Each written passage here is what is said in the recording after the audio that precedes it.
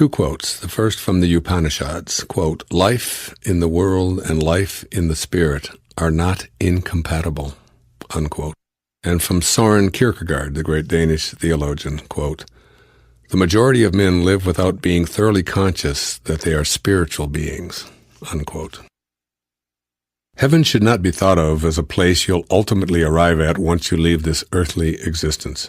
Rather, it seems to me that you'd want to experience heaven right here on earth. As the title of this chapter suggests from a poem by Elizabeth Barrett Browning, earth itself is crammed with heaven. But do you see heaven in your daily life? Do you feel as if you're in a heavenly world? If the answer is no, then you're out of balance. You've probably made your physical world the primary focus of your life, with little or no attention given to the heavenly part of your earthly existence. What this imbalance looks like. When you place the larger part of your life energy on the material world, you're generally in a continual state of worry about your stuff, and you feel like you'll never get ahead in this game of life. Virtually all of your mental energy is focused on what you have or don't have. You assess your worth based on such material issues as what kind of automobile you drive or how fashionably you're dressed. You may even feel inferior because other people have more stuff. This imbalance between the spiritual and material world usually means that indebtedness is a way of life. You place a heavy emphasis on winning, becoming number one, and comparing yourself to others. A preoccupation with the material aspects of life leads to looking at life in a superficial way, where appearance is viewed as more important than substance. What others think is the most important measuring device, and how you stack up to externally imposed standards becomes all important. All of this anxiety that leads to stress is avoidable if you opt to balance the material-spiritual scale. Just a balance, an even split between these two aspects of yourself, is all you need to achieve. The title of this chapter, Earth's Crammed with Heaven, is meant to signify that it's all right here, right now, not in some other place in a distant future years from now or after the death of your physical self. Heaven is right here, now, at this time, when you find your balance point. Equalizing the balance scale. Heaven is a state of mind, not a location. Since spirit is everywhere and in everything, you can begin equalizing your material and spiritual life by making a conscious decision to look for the unfolding of spirit in everything and everyone that you encounter. I personally do this by making an effort to look upon my world as if I were observing it through lenses that filter out the form and all of the material aspects of what I'm seeing, and I can only view the spiritual energy that allows what I'm noticing to exist. Try putting on these imaginary magical lenses and see how different everything appears. The natural world is a pleasant place to begin this experiment. Nature. When you look at a tree without these imaginary, form-fitting lenses, you may see branches, blossoms, leaves, and perhaps mangoes or plums. With your enchanting new lenses, the lines that form tree boundaries dissolve, and there's an energy vibrating so fast that it gives a whole new perspective of the tree. You see the spaces between the leaves, and notice the silence of the now defunct acorn or mango pit out of which the first sprout of creation emerged, jump-starting the whole process that eventually became the tree you're looking at. You see the continuation of this life-giving process residing deep within the tree that lets it sleep in the winter and blossom in the spring, or into infinity, or at least for the duration of its life. You realize that new mangoes are producing not only new fruit, but an infinity of mango trees as well. You see this life force in just one tree extending backward and forward in a never-ending stream of creation. Begin looking at all of nature with this new vision. Birds, ants, lakes, mountains, clouds, stars, all of it. Deepen your vision so that you no longer see only form and boundaries. Appreciate the miracle that is your environment. As you do so, you're getting into balance. People. These new lenses allow you to see everyone in a fresh perspective. You're no longer seeing tall and short, dark and light, male and female, old and young, beautiful and homely. Your lenses blur the lines that categorize people by cultural or religious differences, and you don't see others as only their attire or physical appearances or the language they speak. All appearances dissolve through filters in your lenses and your thoughts, so you now see the unfolding of the spiritual energy in every person you encounter. What you notice is pure love vibrating right before your eyes. You see kindness personified. You see and feel the same vulnerabilities in all others that you feel within yourself. You see enormous strands of peaceful, glimmering energy connecting each of us.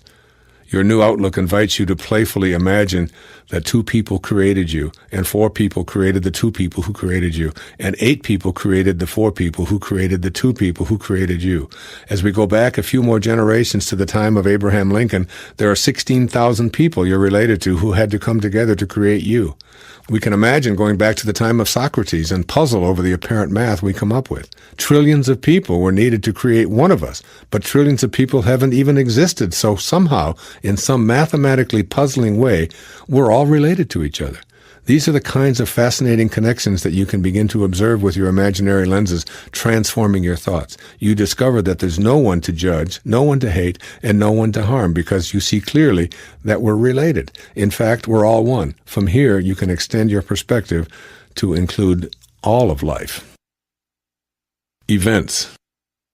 Where you once viewed the comings and goings of people as pure happenstance in current time, shaping the events of your life and the lives of everyone else, your new filtering lenses allow you to see how all of these things are connected energetically. Now you see an infinite network of laser-like energies emanating from the thoughts of everyone, blending the events in everyone's life in energetic perfection. You see people with very fast vibrations of energy matching up perfectly with the energy of the source of creation. You see how they attune with the all-creating, all-knowing source of life, and how events are perfectly attracted in a vibrational match. You also see what appears to be accidents, tragedies, and horrors, and how they, too, are vibrational matches that collide in what you've called mistakes, but are really the result of 2 or more energies meeting in a larger picture that you couldn't previously see. You witness the connection between the expectations of individuals and what they attract into their lives.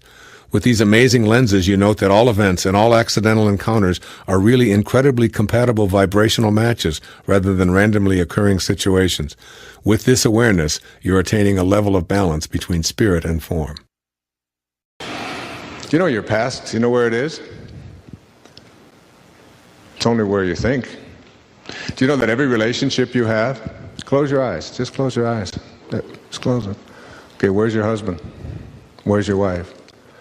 Where are your children, your grandchildren? Where's your ex-spouse? They're all in your mind. Open your eyes. Now they're gone. Close your eyes. There they are again. They're just in your mind. You carry your relationships around in your mind. And if your thoughts about your relationships are on what is wrong, what you don't like, what you hate, what they did to you, that will be your experience. And you will materialize or manifest more and more of that pain into your life. If you look at what you love about them and make that the focus of your attention, that will be the nature of your relationship. It's the greatest secret in making any relationship work. It's so simple. Always focus on what you love if you want that to expand in your life. When you look at someone that you're in a relationship with, look at what you love, because what you think about is what expands. I'll be talking about that a little bit later on, about not giving energy to the things you don't want, because what you think about is what expands. And if what you're thinking about what you don't want, then more of what you don't want will just keep showing up. It's the only way it works. So now I'd suggest to everybody in this room and everybody listening that you take an eraser to all of the wounds of your past and you just send them away. And don't make them your calling card anymore. And bring the presence of God to those problems. And the presence of God is nothing more than a higher, faster energy. It's all energy. Everything is energy. As Einstein said, nothing happens until something moves. And spiritual energy is just energy that moves very fast and at very high frequencies. And problematic energy is very slow and very low frequencies. And when high, fast frequencies are put in the face of low, slow energies, they are nullified. They dissipate. They can't survive. There's a song that they sing at a lot of the churches that I speak in. It says, "Surely the presence of God is in this place." It's a great affirmation. Anytime, or the affirmation from A Course in Miracles, I can choose peace rather than this. But surely the presence of God is in this place. Every time that I have a conflict with one of my children or with any place, I just bring that line to bear on what is I am experiencing right now. I just bring that line to bear. Surely the presence. Because there's no place that God is not. As the little child in India in the 7th century, who was an avatar, who was really God in a human form, and everywhere he would go, people would be healed just by being in his presence. Just like St. Francis. He'd be seen in the village, he'd be seen in the valley at the same time. Lights would emanate from his body wherever he would go. And everyone in the village knew that this was a child of God. This was God in their village without the benefit of an ego. This was an egoless being who had shown up in their village. Which is what I believe our great spiritual teachers were. Like there's ways to reach highest levels of consciousness. One of them is to take on an ego and then spend a big hunk of your life seeing if you can shed as much of it as you can. Which has been my path. But there's another one where you just show up and you never take on an ego in the first place. There's only been a handful of those in recorded history. And this little child was one of them. And the elders in the tribe knew that this was God in a human form. And they went up to the little boy and they said to him, trying to bribe him, "I'll give you an orange," they said, "if you can tell me where God is." And the little boy, without hesitating, said, "I'll give you 2 oranges if you can tell me where God isn't." It's one of the very fundamental precepts of this entire program, is that there's only one power in the universe, and that is the power of God. And that whenever we see evil, it's nothing more than love going in the wrong direction, away from its source.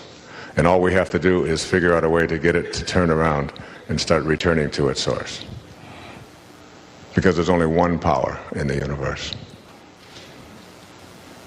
And every time we think that we are in something that isn't good, like a problem, like disorder, disharmony, disease, discomfort, what we've done is we've used our mind to create a separation from God. And as long as we are moving away from that source, from that spirit, as long as we're moving opposite of that, those problems continue to manifest. But if we can somehow figure out a way to turn around and move back in that direction, we can eliminate it. Non-erroneous zone people, which I now call NEZ, N-E-Z, are different from the normals in our world. While they look very much like everyone else, if you observe very closely, you'll note distinct qualities, none of which are racial, socioeconomic, or sexual, which disconnects them from so many other people. They do not fit neatly into any role definition, job descriptions, geographic patterns, educational levels, or financial statistics. There's a different quality about them, but the different part is not discernible by scanning the traditional external factors that typify many efforts at classifying people. They may be rich or poor, male or female, black or white, living anywhere, doing just about anything, and yet they are different in that they have no erroneous zones. How can you tell when you run into a NEZ person? Watch them. Listen to them. This is what you'll discover. First, and most obviously, you see a person who likes virtually everything about life. Yep, this is a liker. A person who is comfortable doing just about anything, and one who wastes no time in complaining or wishing that things were otherwise. They are enthusiastic about life, and they want all that they can get out of it. They like picnics, movies, books, sports, concerts, cities, farms, animals, mountains, and just about anything that you can include in your list. They just plain like. When you are around them, you'll note a startling absence of grumbling, moaning, or even passive sighing. If it rains, they like it. If it's hot, they dig it rather than croak about it. If they're in a traffic jam or at a party or all alone, they simply deal with what is there. No pretending to enjoy, but a sensible acceptance of what is, and an outlandish ability to delight in virtually everything. Ask them what they don't like, and they are hard-pressed to come up with an honest answer. They don't have sense enough to come in out of the rain. Why? Because they see rain as beautiful, thrilling, and something to experience. They like it. Slush doesn't send them into a fury. They observe it, splash around in it, and accept it as a part of what it means to be alive. Do they like cats? Yes. Bears? Yes. Worms? Yep. You'll be hard-pressed to come up with things, events, people, activities, or ideas that they dislike. They live, and while such annoyances as disease germs, droughts, mosquitoes, floods, and the like are not warmly embraced by Nez people, they never spend any of their present moments complaining about them or wishing that they weren't so. If situations need to be eradicated, then they will very likely work as eradicators, enjoying themselves and living all of their present moments. Try as you might, you'll have a tough time coming up with something they'll dislike doing. Truly, they are likers of life, and they wallow in all of it, getting out of it all that is possible for them. A Nez person is free from guilt and all of the attendant anxiety that goes with using up your present moments, being immobilized over past events. Certainly they can admit to making mistakes, and they can vow to avoid repeating certain behaviors that are counterproductive in any way. But they do not waste their time wishing that they hadn't done something, or being upset because they dislike something that they had done at an earlier moment in their life. Complete freedom from guilt will be the shocking behavior that you will observe in your Nez person. No lamenting the past, and no efforts to make others choose their own guilt by asking such inane questions as, "Why didn't you do it differently?" Or "Aren't you ashamed of yourself?" And so on. They seem to recognize that life lived through is just that, and no amount of feeling bad will alter the past. While they practice this non-guilt on themselves without any effort, because it is natural, they are remarkably free from even helping others to choose guilt for themselves, because they see with a third internal eye that feeling bad in the present moment only reinforces a poor self-image, and that learning from the past is a far superior tact over remonstrating about the past. You'll never see them manipulating others by telling them how bad they've been, nor will you be able to manipulate them with the same tactics. They won't get angry at you. They'll simply ignore it and see you as someone who is a guilt dispenser. Rather than being upset at you, they'll go away, or they'll change the subject. Hence, you won't even recognize that the very strategy that works so beautifully on most people has failed dismally on your Nez friend. Rather than smear themselves and others with guilt, they just unceremoniously pass when it comes along. Similarly, your Nez chap will be a non-worrier. You'll soon note that circumstances that drive many people to frenzy will be mildly internalized by a Nez person. They are not planners and putters away for the future. They refuse to worry when you do, and they keep themselves unmucked up by the accompanying anxiety that goes with worry. You can't drive him or her crazy with worry. They don't know how to do it. Almost as if it is just not a part of their makeup. Not necessarily calm at all moments, but just unwilling to spend any present moments disasterizing about things in the future over which they have no control. They are very present moment oriented, and they have an internal signal that seems to remind them that all worrying must take place now in the present moment, and that it is a foolish way to go about living one's current life.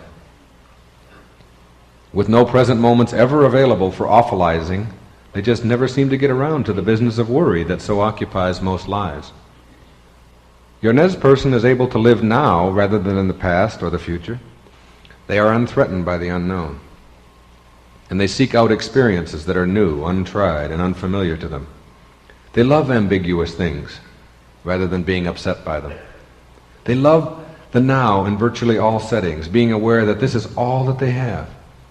They don't plan for a future event and let long periods of inactivity elapse as they await a payoff. The moments between events are just as livable as those taken up by the events themselves, and they have that uncanny ability to get every pleasure out of their daily lives. They are not postponers saving for a rainy day, and while their culture admonishes such behavior, they are unthreatened by reproachment. They gather in their happiness now, and when a future now arrives, they gather in that one as well. Strange, but this Nez individual is always enjoying simply because they see the folly of waiting to enjoy. This is not some special credo that they've adopted. It is the natural way of living, very much like that of any child or all animals. Grabbing heavy doses of present moment fulfillment, while most normals spend their lives waiting for their payoffs and never being able to seize them. These people are strikingly independent people. They are out of the nest. And while they have a strong love and devotion for family, they see independence as far superior to dependence in all relationships. So, knowing that we have a higher self, or a highest self, really means detaching ourselves from a lot of the things that we have come to believe is who we are. Now, the beliefs that we have, that we've grown up with, that we've practiced all of our daily rituals on, is what I call the tribe thinking, the thinking of the tribe. You see, all of us are members of a tribe. And that tribe might be your immediate family. It might be the ethnic group to which you belong. It might be the people who share the same color of skin that you happen to have. It may be people who have the same philosophical points of view, or political points of view, or religious points of view, or people who are related to you genetically in some way, cousins and aunts and uncles and so on. Anyway, there's this tribe that we sort of are born into, if you will. What I'm talking about here, when you come to know your higher self and to live by it, is leaving the tribe and leaving tribal consciousness. You see, to be an individual, when you go to the tribe and you tell them, I've discovered something that's about manifesting, and I'm going to really practice this, and I'm going to do this, and I know I can do this. Jesus said we can do this. Sai Baba told us we can do this. Muktananda tells us we can do this. I'm going to do this. What I'm saying to you is that if you're going to learn manifesting, and you're going to understand your highest self, you have to somehow figure out a way to let go of this idea that the tribe is going to give me approval, or that I'm going to do it within the parameters that the tribe has dictated. Because what you're doing when you're learning to manifest, or when you're learning anything that is outside of the restricted parameters of the tribe, what you are doing is you are speeding up the evolution of your awareness and your consciousness. You are saying, I am going to evolve at a faster rate. But if you go to the tribe and tell them that, immediately you're going to get put into your place. You see, the mantra of the tribe is, but what will they think? That's the mantra of the tribe. What are they going to think of me? And the minute that you start playing that game of what are they going to think, you have stopped yourself from being able to evolve at a faster rate of speed. You don't go talking about it. I happen to be talking about it because I'm trying to encourage you to do it. But I don't, when I decide that I want to manifest something, when I put my attention on that, that's a very private matter between me and God. The reason that you don't share it is because it takes the energy away from what you are doing and puts it on the attention of the person that you're trying to convince. Immediately you get ego in there. And the minute that you get ego in there, you shut down the energy. You shift. So leaving the tribe and the tribal consciousness is really, what you're saying is, if I'm going to evolve at the speed at which the tribe is evolving, you're saying I'm going to evolve, but I'm going to do it very, very slowly. And if you want to manifest, if you want to really become a manifester in your life, you don't have enough time in this lifetime. You've got to come back in 19 lifetimes. Right? You don't have enough time for that. So it's almost like getting out of that consciousness. When the question was asked of Dr. Maslow, when I asked him this question personally, what does it mean to be self-actualized? He said there are three things that you have to know and understand. One is you have to learn to become independent of the good opinion of other people. That's like at the top of the list. You have to become independent. Self-actualizers are independent of the good opinion of other people. Secondly, self-actualizers are people who have no attachment to the outcome. They are detached from the fruits of their labors. They know what their life is about, and they get on with that, and they don't get themselves concerned with how it's going to work out. They turn that over to God. They just have this knowing that it will, and that's enough. And the third is that they have no investment in power over other people. No investment in power over other people. So they're not really trying to convince anybody else or to subjugate anybody else or to dominate anyone else with their abilities. And these people who have these divine capacities are usually very, very quiet about it. And they will get disapproval and they will acknowledge it. And it's okay. They just move along. They don't allow that to be the focus of what it is that they're going to do in their lives. I can't tell you how many people, but it's up in the hundreds of thousands, that have written to me over the past quarter of a century and told me their difficulties, their struggles, and how if they would have learned one of these three lessons, or all three of these lessons, to be independent of the good opinion of other people, to be detached from the outcome, and to get rid of your investment in the need to have power over other people, how much peace you would have in your life.